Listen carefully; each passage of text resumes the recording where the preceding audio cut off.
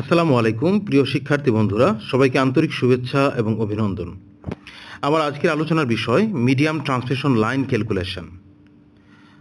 একটি বিদ্যুৎ উৎপাদন কেন্দ্র থেকে বা জেনারেটিং স্টেশন থেকে উৎপাদিত পাওয়ারকে দূর দূরান্তে প্রেরণের জন্য যখন হাই ভোল্টেজ একটি লাইন নির্মাণ করা হয় তখন সেই লাইনটিকে ট্রান্সমিশন লাইন বা পরিবহন লাইন বলা হয়। এবং এই পরিবহন লাইনের দৈর্ঘ্য যখন 80 কিলোমিটার থেকে 200 কিলোমিটারের মধ্যে থাকে এবং এর ভোল্টেজ রেঞ্জ 20 কিলোভোল্ট থেকে 100 কিলোভোল্টের মধ্যে থাকে তখন তাকে মিডিয়াম ট্রান্সমিশন লাইন বলা হয়।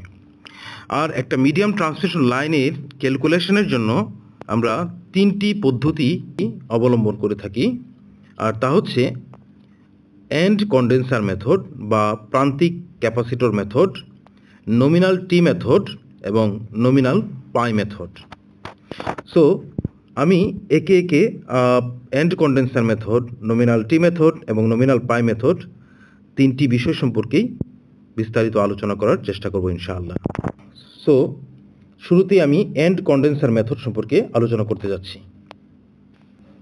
সো প্রিয় শিক্ষার্থীরা, আমি এখানে একটি ট্রান্সমিশন লাইনের বিভিন্ন প্যারামিটার যেমন রেজিস্ট্যান্স, ইন্ডাকটেন্স এবং ক্যাপাসিটেন্স এর সমন্বয়ে একটি সিম্পল সার্কিট ডায়াগ্রাম এবং পাশাপাশি ডান দিকে একটি ভেক্টর চিত্র অঙ্কন করে দেখানোর চেষ্টা করেছি।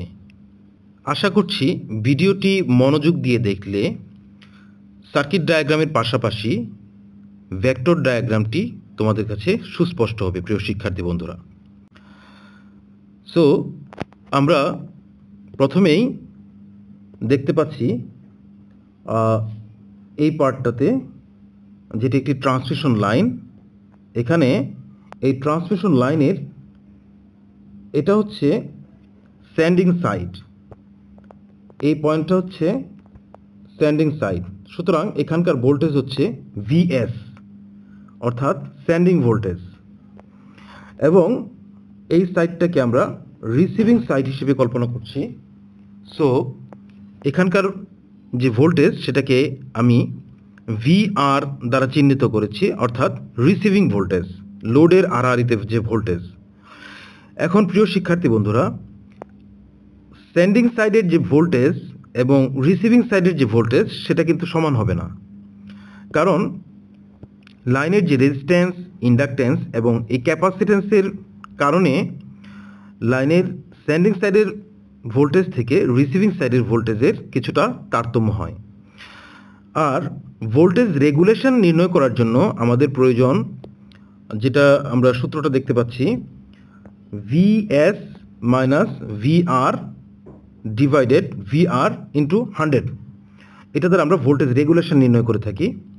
অর্থাৎ সেন্ডিং সাইডের ভোল্টেজ এবং রিসিভিং সাইডের ভোল্টেজ, এই দুইটা জিনিস জানা অত্যন্ত জরুরি ভোল্টেজ রেগুলেশন নির্ণয় করার জন্য তথা একটি ট্রান্সমিশন লাইনের ইফিসিয়েন্সি নির্ণয় করার জন্য। সো প্রিয় শিক্ষার্থী বন্ধুরা, আমরা এখানে যে একটা ট্রান্সমিশন লাইনের যে রেজিস্ট্যান্স রয়েছে সেই রেজিস্ট্যান্স জনিত কারণে কিছু ভোল্টেজ ড্রপ হবে, এবং ইন্ডাকটেন্সের প্রভাব রয়েছে এবং ক্যাপাসিটেন্সেরও কিন্তু এই সার্কিটে প্রভাব রয়েছে। সো সেন্ডিং সাইডের যে ভোল্টেজ সেটাকে আমরা ভিএস দ্বারা নির্দেশ করেছি, এবং সেন্ডিং সাইডের যে কারেন্ট সেটাকে আমরা আইএস দ্বারা নির্দেশ করেছি। তোমরা দেখতে পাচ্ছ আইএস, যেটা তীর চিহ্ন দেওয়া আছে কারেন্টের প্রবাহের দিক, আইএস।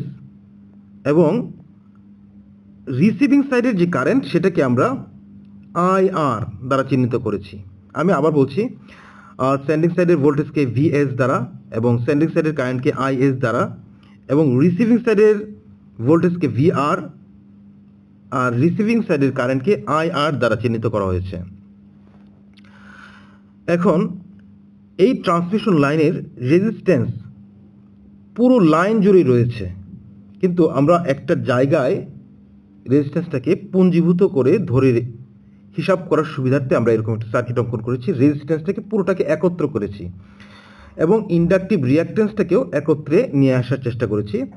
পাশাপাশি আমরা লাইনের যে ক্যাপাসিটেন্স, এই ক্যাপাসিটেন্সটা কিন্তু প্রিয় বন্ধুরা পুরো সার্কিটেই প্রত্যেকটা জায়গাতে কিন্তু ক্যাপাসিটেন্স রয়েছে ফেজ থেকে নিউট্রাল পর্যন্ত, কিন্তু আমরা হিসাবের সুবিধার্থে এই ক্যাপাসিটেন্সটাকে লাইনের শেষ প্রান্তে একটা জায়গায় আমরা পুঞ্জীভূত আকারে হিসাব করার সুবিধার্থে একটা সিম্পল সার্কিট অঙ্কন করার লক্ষ্যে এই ক্যাপাসিটেন্সটাকে আমরা এখানে দেখানোর চেষ্টা করেছি। যেহেতু এই ক্যাপাসিটেন্সটাকে আমরা লাইনের শেষ প্রান্তে নিয়ে এসে হিসাব করছি, সুতরাং এটাকে এই জন্য এন্ড কন্ডেন্সার বা প্রান্তিক কন্ডেন্সার পদ্ধতি বলা হয়।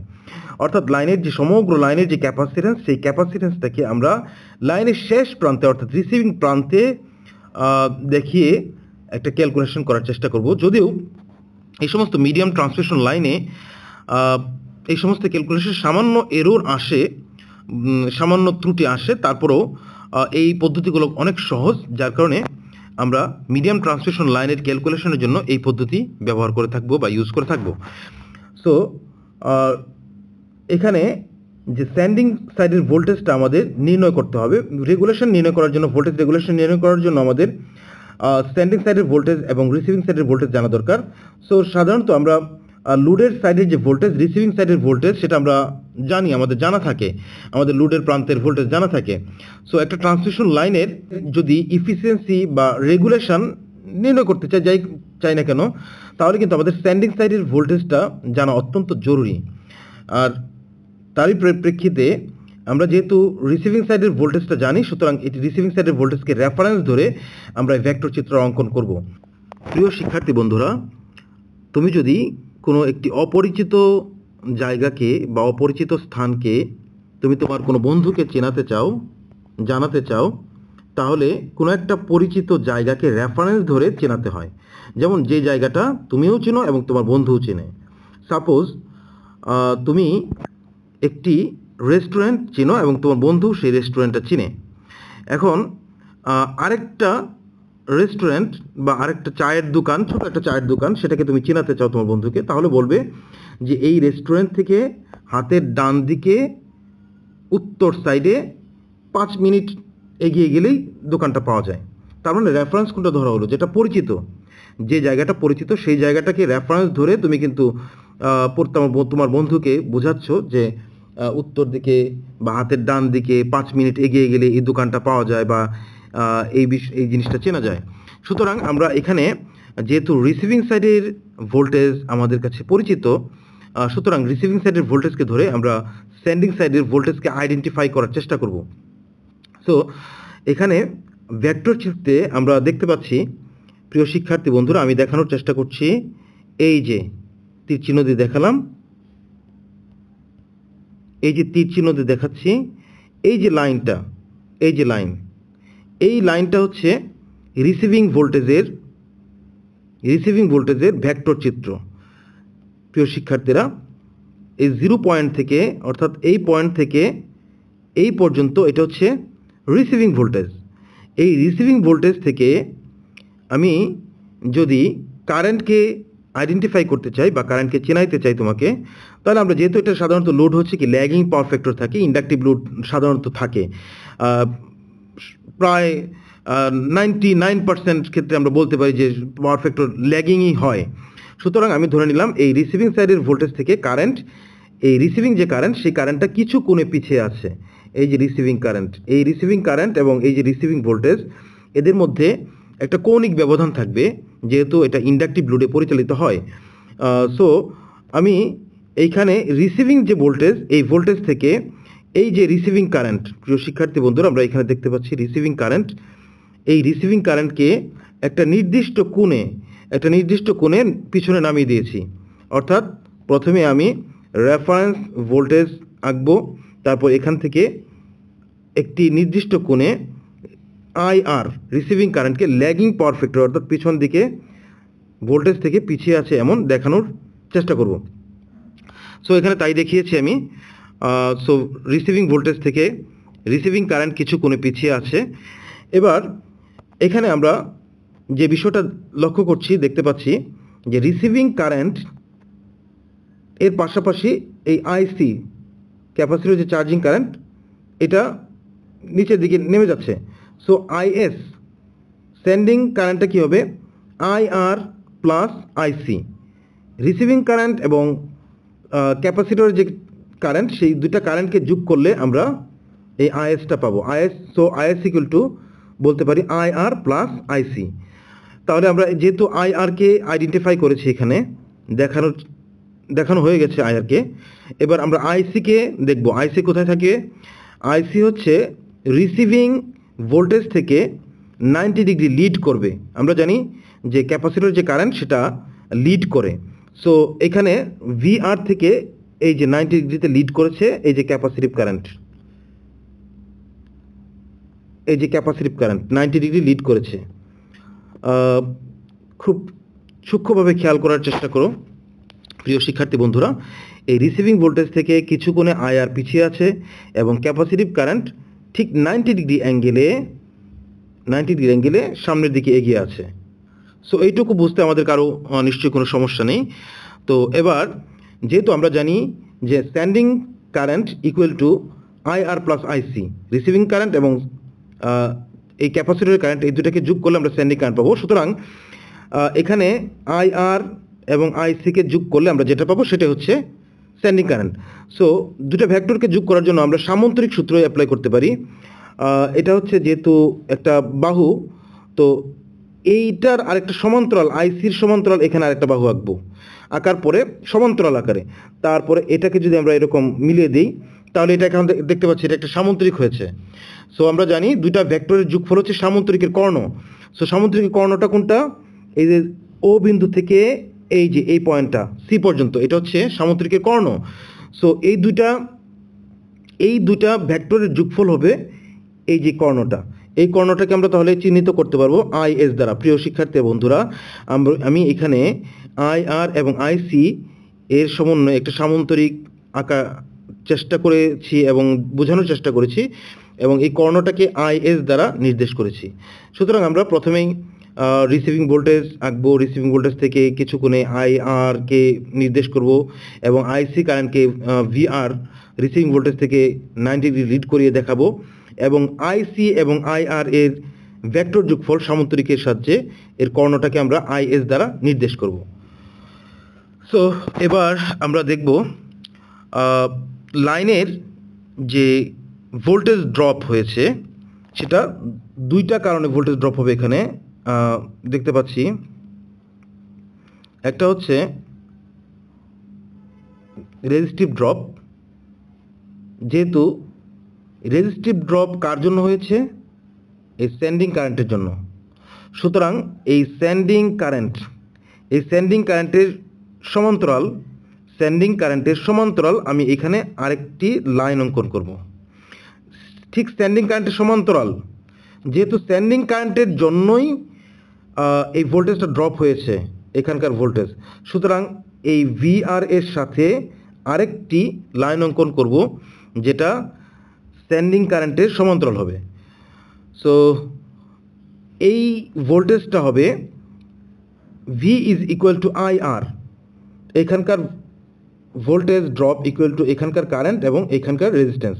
সো এখানে কারেন্ট হচ্ছে আইএস এবং এখানকার রেজিস্ট্যান্স হচ্ছে আর। সো আইএস ইন্টু আর বলতে পারি। সো এটাকে আমি এখানে দেখিয়েছি আইএস ইন্টু আর। এবার এই যে ভোল্টেজ ড্রপ, রিয়াক্টিভ ড্রপটা এটা 90 ডিগ্রি লিড করবে। সো এখানে দেখিয়েছি আইএস ইন্টু এক্স। এই যে এটা এই রেজিস্টিভ ভোল্টেজ ড্রপ থেকে 90 ডিগ্রি লিড করবে। So IS into x. So এই ভোল্টেজ ড্রপ এবং এই ভোল্টেজ ড্রপ, এই দুটা ভোল্টেজ ড্রপের যোগফল কি? Total drop, right? আমরা সার্কিটে দেখি, সার্কিটে এই যে এখানকার ড্রপ এবং এখানকার ড্রপ, এটা হচ্ছে মোট ভোল্টেজ ড্রপ।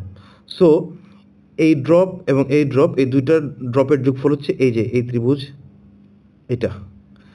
সো এটা হচ্ছে IS into Z. So IS into R resistive drop, IS into X reactive drop, এই দুটোর সমন্বয়ে টোটাল ড্রপ হচ্ছে আইএস ইন্টু জেড। এই সো আমরা এখন দেখব স্ট্যান্ডিং ভোল্টেজটা কীভাবে নির্ণয় করা যায়। রিসিভিং ভোল্টেজ প্লাস এখানকার ড্রপ এবং এখানকার ড্রপ যোগ করলে আমি কি টোটাল ভোল্টেজটা পেয়ে যাব। আমি আবার বলছি, রিসিভিং ভোল্টেজের সাথে এই ভোল্টেজ ড্রপ এবং এখানকার ড্রপ, লাইনের ড্রপগুলো যোগ করলে আমি স্ট্যান্ডিং সাইডের ভোল্টেজ পেয়ে যাব। সো আমরা রিসিভিং ভোল্টেজের সাথে এই লাইনের যে ড্রপগুলো, ভোল্টেজ ড্রপগুলো, সেগুলোকে যোগ করব। So receiving voltage plus resistive drop plus reactive drop, আর এটাকে যখন আমরা যুক্ত করব, অর্থাৎ এই সম্পূর্ণটা যোগ করে ফেলবো, তখন যেটা দাঁড়াবে সেটা হচ্ছে স্ট্যান্ডিং ভোল্টেজ ভিএস।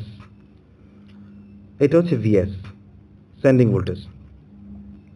তো আমরা এখন এতক্ষণের আলোচনায় আমরা নিশ্চয়ই বুঝতে পারছি এটা হচ্ছে রিসিভিং ভোল্টেজ, এটা হচ্ছে রেজিস্টিভ ড্রপ, রিঅ্যাক্টিভ ড্রপ, এবং এটা টোটাল ড্রপ, এবং এই তিনটাকে যোগ করলে আমরা যেটা পাচ্ছি সেটা হচ্ছে standing voltage, standing voltage. So প্রিয় শিক্ষার্থীরা, আমাদের আরেকটা বিষয় বলা বাকি রয়ে গেছে, সেটা হচ্ছে রিসিভিং ভোল্টেজ এবং রিসিভিং কারেন্ট। রিসিভিং ভোল্টেজ এবং রিসিভিং কারেন্ট এই দুটোর মাঝে যে অ্যাঙ্গেল, সেটাকে আমরা ফাই আর দ্বারা চিহ্নিত করেছি, এবং স্ট্যান্ডিং ভোল্টেজ এবং স্ট্যান্ডিং কারেন্ট এই দুটোর মাঝে যে অ্যাঙ্গেল, সেটাকে আমরা ফাই এস দ্বারা চিহ্নিত করেছি। সো এখান থেকে আমরা স্ট্যান্ডিং সাইডের পাওয়ার ফ্যাক্টর এবং রিসিভিং সাইডের পাওয়ার ফ্যাক্টরটাও খুব সহজে নির্ণয় করতে পারবো।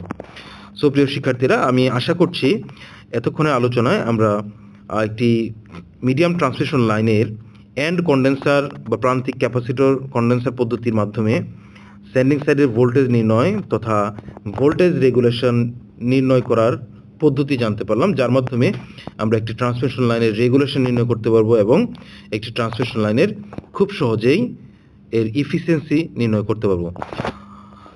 এখন আমরা আলোচনা করব একটি মিডিয়াম ট্রান্সমিশন লাইনের আরেকটি ক্যালকুলেশনের পদ্ধতি, যেটা হচ্ছে nominal T method.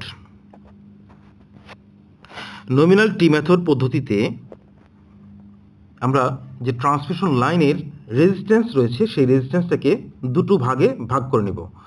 Resistance R by two, এই যে resistance R by two, X by two reactance এবং এক্স বাই টু রিঅ্যাক্ট্যান্স, এগুলোকে আলাদা করে নিব, দুই ভাগে ভাগ করে নিব।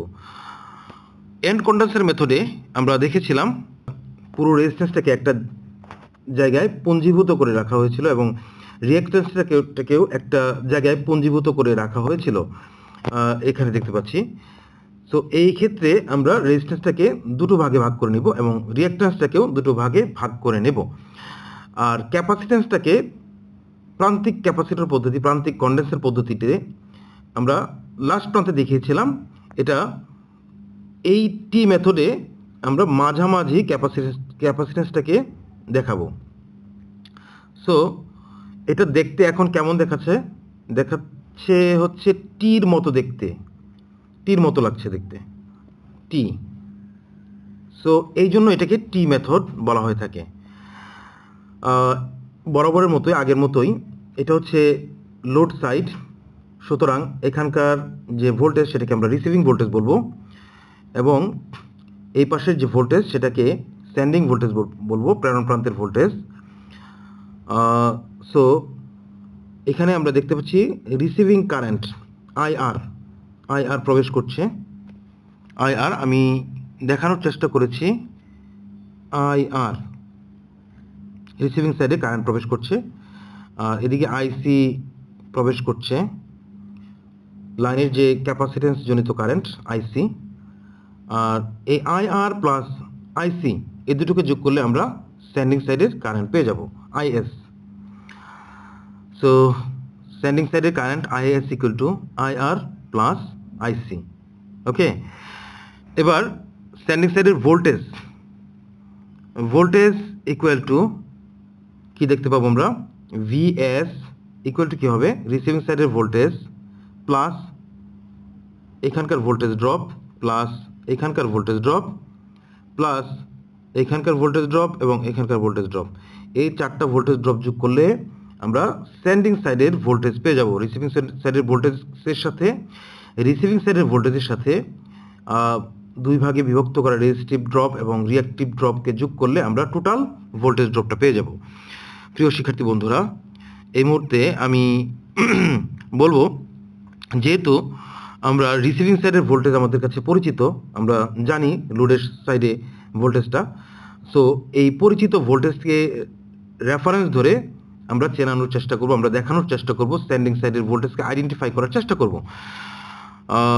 সো প্রিভিয়াস আলোচনাতে আমি বলেছিলাম নমিনাল টি মেথডে এখন আলোচনা করছি। আমি এন্ড কন্ডেন্সার মেথডে বলেছিলাম, যখন আমরা কাউকে কোনো জিনিস চেনাতে চাই বা কোনো একটা স্থান জানাতে চাই, তখন আমরা পরিচিত স্থান যেটা আমরা সবাই চিনি সেটাকে রেফারেন্স ধরে আমরা চেনাতে চাই। যেমন তুমি একটি চায়ের দোকান চেনাতে চাও তোমার বন্ধুকে, তাহলে কি করবে? যে জায়গাটা তোমার বন্ধু চেনে এবং তুমিও চেনো সেই জায়গাটাকে রেফারেন্স ধরে বলবে। যেমন একটা রেস্টুরেন্ট তুমি চেনো, তাহলে বলবে যে সেই রেস্টুরেন্ট থেকে উত্তর দিকে 2 মিনিট হাঁটলেই এই চায়ের দোকানটা পাওয়া যায়। সো আমরা পরিচিত জিনিসকে রেফারেন্স ধরে আমরা কিন্তু অপরিচিত জিনিসগুলোকে আইডেন্টিফাই করার চেষ্টা করি। সো এখানে আমরা ট্রান্সমিশন লাইনে রিসিভিং ভোল্টেজটা আমাদের পরিচিত, নোন। সো আমরা এখানে স্ট্যান্ডিং সাইডের ভোল্টেজটাকে আইডেন্টিফাই করব। দ্যাটস ওয়াই আমরা এই ভেক্টর চিত্রে রিসিভিং সাইডের ভোল্টেজটাকে রেফারেন্স ভোল্টেজ ধরে অঙ্কন করার চেষ্টা করছি। এটা হচ্ছে রিসিভিং সাইডের ভোল্টেজ, যেটার অ্যাঙ্গেল 0 ডিগ্রি। প্রিয় শিক্ষার্থীরা দেখতে পাচ্ছ, এটা হচ্ছে রিসিভিং ভোল্টেজ। এবং আমরা জানি যে লাইনের যে কারেন্ট সেটা কিছুক্ষণে পিছিয়ে থাকবে।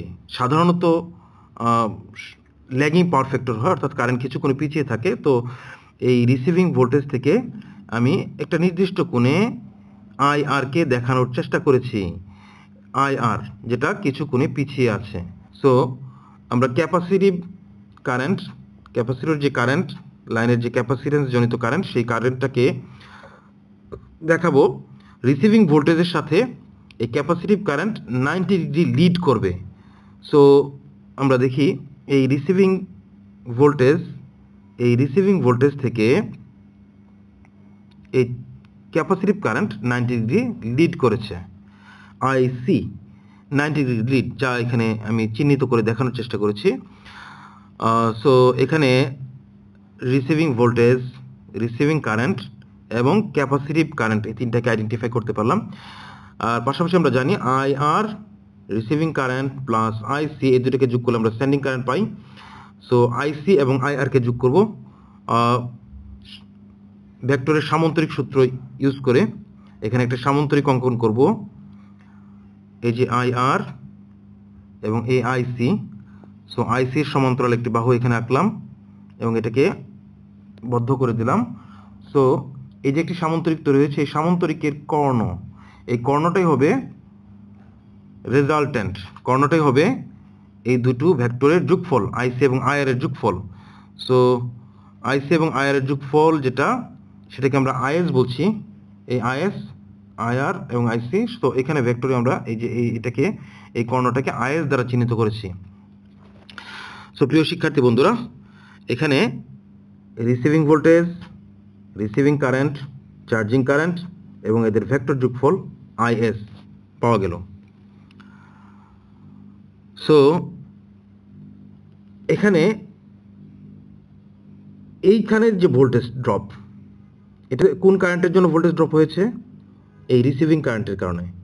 সো এখানকার যে ভোল্টেজ ড্রপ সেটা হবে আইআর ইন্টু এক্স, কারণ আমরা জানি রিঅ্যাক্ট্যান্স বা রেজিস্ট্যান্সের সাথে কারেন্ট গুণ করলে আমরা ভোল্টেজ ড্রপ পেয়ে যাই। আর এখানকার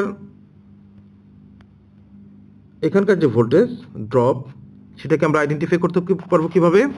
সেটাকে আইডেন্টিফাই করবো আইআর ইন্টু এখানকার রেজিস্ট্যান্স, অর্থাৎ V is equal to IR, V is equal to IZ, V equal to IX. এখানকার reactive drop V equal to IX, resistive drop V equal to IR, আর total drop হচ্ছে V equal to IZ. So যেহেতু IR এর কারণে এই voltage ড্রপগুলো হয়েছে, সুতরাং আমরা এই ভিআর এর সাথে এই ড্রপগুলোকে দেখানোর চেষ্টা করব IR into R by two. এটা আইআর এর সমান্তরাল একটি রেখা, কারণ আইআর এর জন্যই ভোল্টেজ ড্রপ হয়েছে, এই জন্য আইআর এর সমান্তরাল অঙ্কন করা হয়েছে, আইআর ইন্টু R/2। এবং রিয়াক্টিভ যে ড্রপ সেটা 90 ডিগ্রি লিড করবে এই ভোল্টেজ থেকে। সো এটা হচ্ছে IR into X/2। So IR into R/2, এই রেজিস্টিভ ড্রপের সাথে এই রিয়াক্টিভ ড্রপ 90 ডিগ্রি লিড করবে, 90 ডিগ্রি। সো এটা হবে আইআর ইন্টু X/2। এবং পরবর্তীতে আমরা আরও দুটি ভোল্টেজ ড্রপ পাবো। এই ভোল্টেজ ড্রপটা হচ্ছে আইএস এর কারণে হয়েছে, আইএস ইন্টু X/2 হবে। আর এই রেজিস্টিভ ড্রপটা হচ্ছে আইএস এর কারণে হয়েছে, is into R/2। So is এর সমান্তরাল আমরা একটা রেখা অঙ্কন করবো, যেটা আইএস ইন্টু R/2 দেখানোর চেষ্টা করেছি, এবং এটা থেকে 90 ডিগ্রি লিড করবে আইএস ইন্টু X/2। সো কি দাঁড়ালো? সো এখানে আমরা কি দেখতে পাচ্ছি?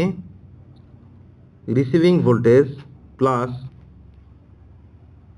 রিসিভিং কারেন্টের কারণে রেজিস্টিভ ড্রপ এবং reactive drop, receiving voltage, receiving কারেন্টের কারণে রেজিস্টিভ ড্রপ এবং রিয়াক্টিভ ড্রপ, সেন্ডিং কারেন্টের কারণে রেজিস্টিভ ড্রপ এবং রিয়াক্টিভ ড্রপ। তাহলে এই টোটাল যোগফল হচ্ছে, এই সবগুলোর যোগফল হচ্ছে সেন্ডিং ভোল্টেজ। সো এখান থেকে 0 পয়েন্ট থেকে আমরা একটা রেখা অঙ্কন করব। সো আমরা 0 পয়েন্ট থেকে একটা রেখা অঙ্কন করব, যেটাই হবে সেন্ডিং ভোল্টেজ। এবং এই রিসিভিং ভোল্টেজের সাথে রিসিভিং কারেন্টের রিয়াক্টিভ ড্রপ এবং রেজিস্টিভ ড্রপ, এই দুটোকে যোগ করলে আমরা এই ভোল্টেজটা পাই প্রথমে, V1।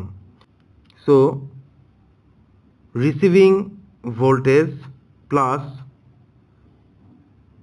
রিয়াক্টেন্স জনিত ড্রপ রিসিভিং কারেন্টের এবং রেজিস্টিভ ড্রপ, এই দুটোর যোগফল হবে V1। সো এটা হচ্ছে V1। আমি একটু আবার সামারি করছি। প্রিয় শিক্ষার্থীরা, এখানে একটি মিডিয়াম ট্রান্সমিশন লাইনের টি মেথড পদ্ধতিতে অ্যানালাইসিস করা হয়েছে, যেখানে রেজিস্ট্যান্সটাকে দুইটা ভাগে ভাগ করা হয়েছে, R/2,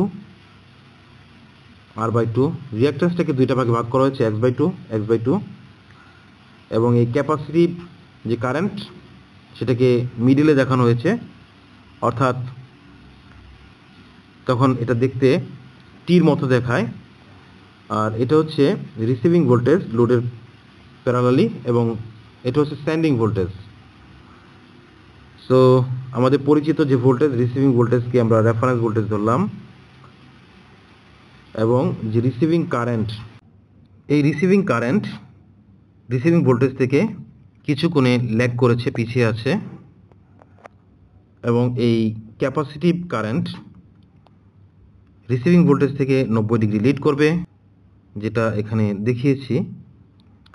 সো এই রিসিভিং কারেন্ট এবং ক্যাপাসিটিভ যে কারেন্ট, সে দুটার যোগফল হচ্ছে সেন্ডিং কারেন্ট। সো এই রিসিভিং কারেন্ট এবং আইআর এবং আইসির ভেক্টর যোগফল হবে সেন্ডিং কারেন্ট, এই যে আইএস আমরা দেখতে পাচ্ছি, আইএস। সো এখানে যে ভোল্টেজ ড্রপগুলো হয়েছে, সেই ভোল্টেজ ড্রপগুলো যোগ করলে, রিসিভিং ভোল্টেজের সাথে সবগুলো ভোল্টেজ ড্রপ যোগ করলে আমরা সেন্ডিং ভোল্টেজ পেয়ে যাব। সো কি ভোল্টেজ ড্রপ হয়েছে? এখানে একটা ভোল্টেজ ড্রপ হয়েছে, এখানে এই দুটো ভোল্টেজ ড্রপ হয়েছে রিসিভিং কারেন্টের কারণে। সো রিসিভিং কারেন্টের কারণে যেহেতু হয়েছে, সুতরাং রিসিভিং কারেন্টের সমান্তরাল এই ভিআর এর সাথে আমরা একটা লাইন অঙ্কন করব, যেটা হচ্ছে IR into R/2, IR into resistance, এবং রিয়াক্টেন্স জনিত যে ভোল্টেজ ড্রপ, সেটা এখান থেকে 90 ডিগ্রি লিড করবে, সো এটা হবে আইআর ইন্টু X/2। সো এই যে টোটাল ড্রপ, এটা হচ্ছে এই ড্রপটা। এবং পরবর্তীতে আমরা যেটা দেখব সেটা হচ্ছে সেন্ডিং কারেন্টের কারণে এখানে দুটি ভোল্টেজ ড্রপ হয়েছে। একটা হচ্ছে রেজিস্ট্যান্স জনিত ড্রপ। সো আইএস এর সমান্তরাল একটি এখান থেকে আমরা একটা লাইন অঙ্কন করব, IS into R by two, এবং IS into R by two থেকে 90 ডিগ্রি লিড করেছে IS into X by two reactive drop. So এই ভোল্টেজ এবং এই ভোল্টেজ, এই চারটা ভোল্টেজ গ্রুপ করলে, ভিআর এর সাথে যোগ করলে আমরা স্যান্ডিং ভোল্টেজ পেয়ে যাব। সো এটা হচ্ছে স্যান্ডিং ভোল্টেজ। আর মাঝখানে কি রয়ে গেল, যে এই রিসিভিং ভোল্টেজের সাথে এই ভোল্টেজ এবং এই ভোল্টেজ, এই দুইটা ভোল্টেজ যোগ করলে আমরা V1 পাই। সো ভিআর এর সাথে এই ভোল্টেজ এবং এই ভোল্টেজ, এই দুটো যোগ করলে আমরা V1 পাই।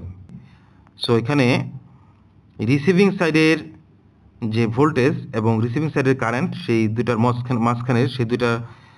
মাঝখানের যে অ্যাঙ্গেল, সেটাকে আমরা ফাই আর দ্বারা চিহ্নিত করেছি। রিসিভিং সাইডের ভোল্টেজ এবং রিসিভিং সাইডের কারেন্টের মধ্যবর্তী অ্যাঙ্গেল, এবং সেন্ডিং সাইডের ভোল্টেজ ভিএস এবং সেন্ডিং কারেন্ট, এই দুইটার মাঝখানের যে অ্যাঙ্গেল, সেটাকে আমরা ফাই এস দ্বারা চিহ্নিত করেছি।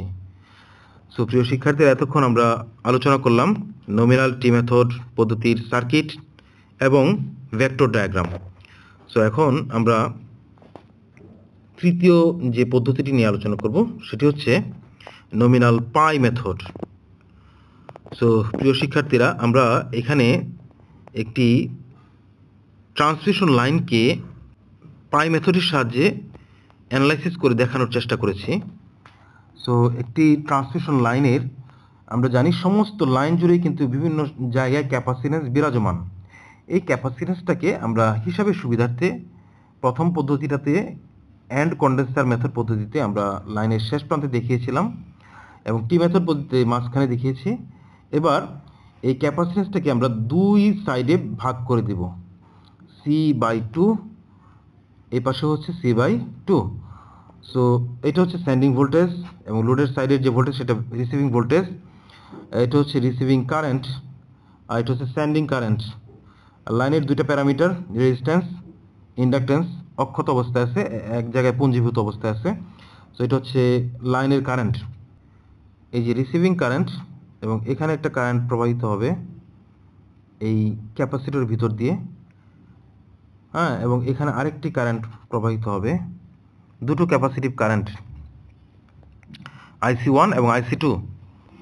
সো প্রথমে আমরা পূর্বের মতোই ভিআরকে রেফারেন্স ভোল্টেজ ধরে রেফারেন্স ভেক্টর অঙ্কন করলাম, যেখান থেকে এই রিসিভিং ভোল্টেজ থেকে কিছু কোণে রিসিভিং কারেন্ট ল্যাগ করবে, ল্যাগ দেখানোর চেষ্টা করেছি। রিসিভিং কারেন্ট একটা নির্দিষ্ট কোণে ল্যাগ করেছে, সাপোজ ধরে নিলাম, এবং এই অ্যাঙ্গেলটাকে আমরা ফাই আর বলছি, রিসিভিং ভোল্টেজ এবং রিসিভিং কারেন্টের মধ্যবর্তী অ্যাঙ্গেল। আর এখান থেকে আমরা এই যে কারেন্ট, এই কারেন্টটা ক্যাপাসিটরের যে কারেন্ট, সেটা রিসিভিং ভোল্টেজ থেকে 90 ডিগ্রি লিড করবে। সো IC1 90 ডিগ্রি লিড করেছে, যেখানে দেখানোর চেষ্টা করেছি, আমি আবার দেখাচ্ছি, 90 ডিগ্রি লিড করেছে IC1। এটা কোথা থেকে লিড করেছে? VR থেকে 90 ডিগ্রি লিড করেছে, 90 ডিগ্রি। এখানে যে কারেন্টটা, সেই কারেন্টটা হচ্ছে IL ধরলাম। সো IL ইকুয়াল টু কী হবে? IR প্লাস IC1, এই ক্যাপাসিটরের যে কারেন্ট, এই দুটো কারেন্টের যোগফল হবে IL। সুতরাং IR এবং IC1 এই দুটোকে যোগ করি, C/2, এটার ভিতরে যে কারেন্ট প্রবাহিত সেটা হচ্ছে IC1। So IC1 plus IR, এটার ভেক্টর যোগফল কী হবে? এই এবং এই যে রিসিভিং কারেন্ট। সো এই হচ্ছে সামান্তরিক সূত্রের সাহায্যে ভেক্টর যোগফল, যেটা IL হচ্ছে কর্ণ। প্রিয় শিক্ষার্থীরা, দেখতে পাচ্ছেন এখানে IL হচ্ছে কর্ণ, কর্ণটা হচ্ছে রেজাল্টেন্ট। সো IR IC এটা সামান্তরিক হবে, এই IL হচ্ছে কর্ণ। সো এই IL এর কারণে দুইটা ভোল্টেজ ড্রপ হয়েছে, দেখতে পাচ্ছি এখানে রিঅ্যাক্টিভ ড্রপ এবং রেজিস্টিভ ড্রপ। সুতরাং আইএল এর সমান্তরাল আমরা ভিআর এর সাথে একটা লাইন অঙ্কন করব। এটা হবে আইএল ইন্টু আর, অর্থাৎ রেজিস্টিভ ড্রপ, এবং এখান থেকে 90 ডিগ্রি লিড করবে আইএল ইন্টু এক্স, যেটা রিয়াক্টিভ ড্রপ, রিয়াক্ট্যান্স জনিত ড্রপ। এবং এই দুটোর যোগফল যে ত্রিভুজটা পাচ্ছি, ত্রিভুজের যে অতিভুজ, সেটা হচ্ছে আইএল ইন্টু জেড। এই ত্রিভুজের অতিভুজ হচ্ছে আইএল ইন্টু জেড, অর্থাৎ total voltage drop. So VR plus এই ড্রপ এবং এই ড্রপ, এই দুটো ড্রপ যোগ করলে আমরা স্ট্যান্ডিং সাইডের ভোল্টেজ পাই। সো আমরা ভেক্টর চিত্রে দেখব রিসিভিং ভোল্টেজ প্লাস লাইনের কারেন্টের কারণে রেজিস্টিভ ড্রপ, লাইনের রিঅ্যাকট্যান্সের কারণে রিঅ্যাক্টিভ ড্রপ, যার যোগফল হচ্ছে standing voltage. Receiving voltage plus reactive drop plus resistive drop equal to standing voltage. So আমরা স্ট্যান্ডিং ভোল্টেজ পেয়ে গেলাম। এখান থেকে আমরা আরেকটা জিনিস লক্ষ্য করছি, আরেকটা বিষয় খেয়াল করছি, সেটা হচ্ছে এখানে আরেকটা কারেন্ট প্রবাহিত হচ্ছে, যে কারেন্টটাকে আমরা বলছি IC2। এই IC2 কারেন্ট স্ট্যান্ডিং ভোল্টেজ থেকে 90 ডিগ্রি লিড করছে। সো স্ট্যান্ডিং ভোল্টেজ থেকে 90 ডিগ্রি লিড করে দেখিয়ে দিয়েছি, যেটা স্ট্যান্ডিং ভোল্টেজ থেকে 90 ডিগ্রি লিড করেছে। সো প্রিয় শিক্ষার্থী বন্ধুরা, আমরা এখানে নমিনাল পাই মেথড পদ্ধতিতে রিসিভিং সাইডের ভোল্টেজ নির্ণয় করার জন্য আমরা ক্যাপাসিট্যান্সকে দুই ভাগে ভাগ করে দিয়েছি, C/2 এবং রিসিভিং ভোল্টেজের সাথে এই ভোল্টেজ ড্রপগুলো আমরা যদি আইডেন্টিফাই করে যোগ করতে পারি, তাহলে স্ট্যান্ডিং ভোল্টেজ ড্রপ পেয়ে যাই, স্ট্যান্ডিং সাইডের ভোল্টেজ পেয়ে যাই। সো এই ভোল্টেজ ড্রপগুলো বের করার জন্য আমাদের লাইন কারেন্ট জানা দরকার। Line current equal to IL equal to IR plus IC1। So এখানে রিসিভিং ভোল্টেজকে রেফারেন্স ভোল্টেজ ধরলাম IR, এবং IC1 এর এই দুটার যোগফল হবে IL। সুতরাং আমরা IR বের করব। ভিআর এর সাথে একটা নির্দিষ্ট অ্যাঙ্গেলে ল্যাগ করেছে রিসিভিং কারেন্ট, এবং ভিআর থেকে 90 ডিগ্রি লিড করেছে IC1। সো IC1 এবং IR এর ভেক্টর যোগফল হবে IL। সো আমি এটা আইডেন্টিফাই করতে পারি, যেটা IL। দেখতে পাচ্ছি প্রিয় শিক্ষার্থীরা বন্ধুরা, সামান্তরিক, এই সামান্তরিকের সূত্রের সাহায্যে আমরা IL কে আইডেন্টিফাই করলাম। সো IL এর কারণে দুইটা ভোল্টেজ ড্রপ হবে, রিঅ্যাক্টিভ ড্রপ এবং রেজিস্টিভ ড্রপ। সো এই রিসিভিং ভোল্টেজের সাথে IL এর সমান্তরাল, এই IL এর সমান্তরাল, এই যে IL এর সমান্তরাল আমরা একটা লাইন অঙ্কন করব, যেটা হচ্ছে IL ইন্টু আর, লাইন কারেন্টের জন্য ভোল্টেজ ড্রপ, এবং এটা হচ্ছে লাইন কারেন্টের জন্য রিঅ্যাক্টিভ ড্রপ, যেটার অতিভুজ, এই ত্রিভুজের অতিভুজটা হচ্ছে টোটাল ড্রপ। সো একটা রিসিভিং ভোল্টেজের সাথে লাইনের রেজিস্টিভ ড্রপ এবং রিঅ্যাক্টিভ ড্রপ যোগ করলে আমরা স্ট্যান্ডিং ভোল্টেজ পেয়ে যাই, এবং স্ট্যান্ডিং ভোল্টেজ থেকে 90 ডিগ্রি লিড করবে এই কারেন্ট IC2, যেটা চিত্রে দেখানো হয়েছে। প্রিয় শিক্ষার্থীরা, আমরা এখানে দেখতে পাচ্ছি IL, এবং এই যে এখানে যে ক্যাপাসিটরের ভিতর যে প্রবাহিত কারেন্ট IC2, এই IL এবং IC2 এর যোগফল হবে IS। আমি আবার বলছি প্রিয় শিক্ষার্থীরা, এখানে যে IS কারেন্ট, অর্থাৎ স্ট্যান্ডিং সাইডের যে কারেন্ট, সেই কারেন্টটা বের করতে আমাদের এই IL এবং IC2 এই দুইটা কারেন্টকে যোগ করতে হবে।